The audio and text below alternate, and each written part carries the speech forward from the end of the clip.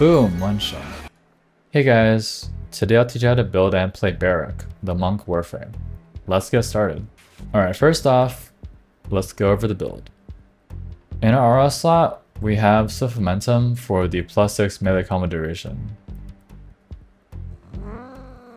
Then we have a combination of 2 Umbral mods for health and strength, Prime Flow to make sure you have energy to cast your abilities, a lot of strength mods here, continuity for duration on your roar, adaptation for just to increase your tankiness. It synergizes really well with your Desolate Hands to provide a stacking damage resist.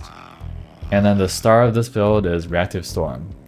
How this works is, it gives your exalted weapon a plus 250% status chance that scales with strength. You'll see we have a very high strength. So right now we have 847%, and that's without our Molt Augmented. So if you add Molt Augmented and the other strength buffs in our build, we probably hit 1000% status chance boost on the Reactive Storm.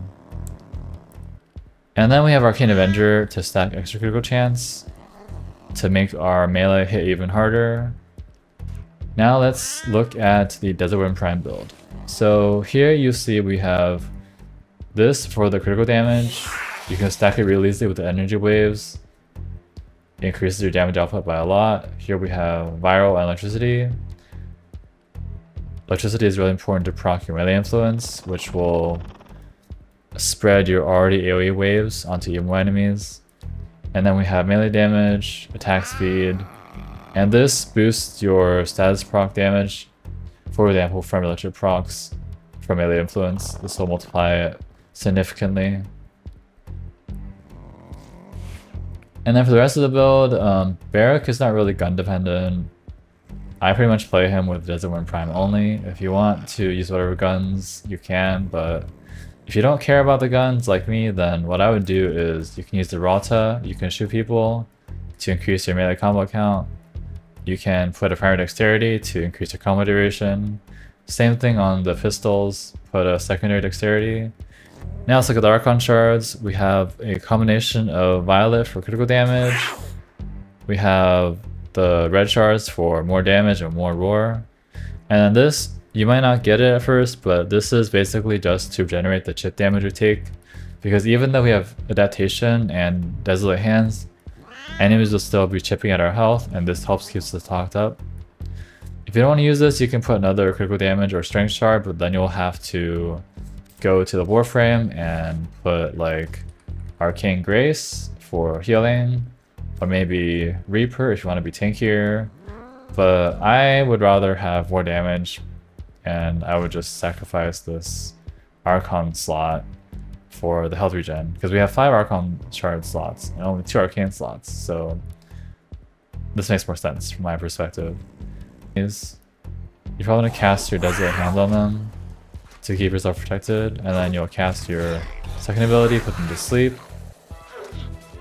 Now they can be finishered. And you can see that my restraint is eroding in the bottom right.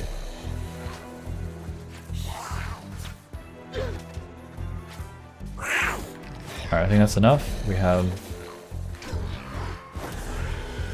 cast on the Reactive Storm. Now I roar and I start hitting them, and you see, bam. Alright, pretty much maxed out on the restraint. It's nearly empty. Let's cast the Serene Storm, and now start hitting enemies. The reactant is working on your relic. Find more. You'll see we easily got it to a 6 times multiplier. Now 7 times. You do not need to hit your enemies with the melee itself. The waves count as multiplier boosts. Get ready for a capsule. And then if you want to increase it more, you can also use the Rada to shoot people. And then you can see we easily got to 12 times. And now we're hitting red crits. Cast our roar, and we hit even harder. This is like our max damage. And you can see we're surviving very comfortably. Like, they're not even scratching our shields. So it's a very simple frame, but don't let that mislead you, because it is extremely fun. Definitely one of my favorites. I love playing him in endurance missions. And fun fact, the daggers also help your teammates. So if you stand near them with daggers active, the daggers will slowly transfer onto them. So you can use that to make your pets, as well as your allies and their pets, have that damage resistance you do. So just overall a great frame, lots of damage, very survivable,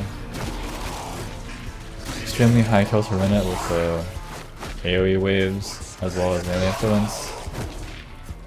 So yeah, hope you enjoyed the video. If you did and found it helpful, please do like and subscribe, it helps me a lot. Thanks, and I'll see you next time.